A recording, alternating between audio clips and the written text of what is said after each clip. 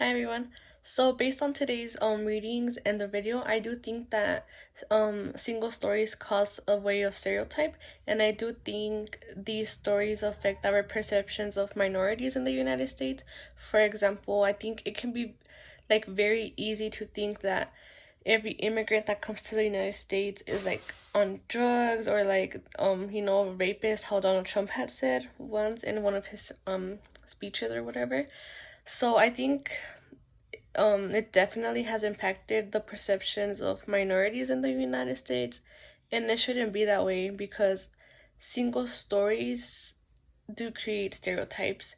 And I mean, like, it's like sometimes there'll be an argument, right? For example, between two people, and you only hear one side of the story.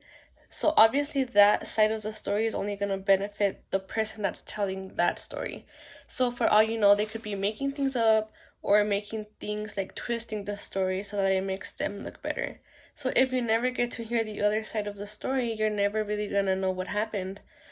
Um, and I think that kind of happens in real life. So for example, how she was saying in the video that she didn't have African um ethnicity.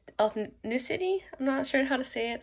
Um, so yeah, like just because you're from one place doesn't mean that you have to be a certain way.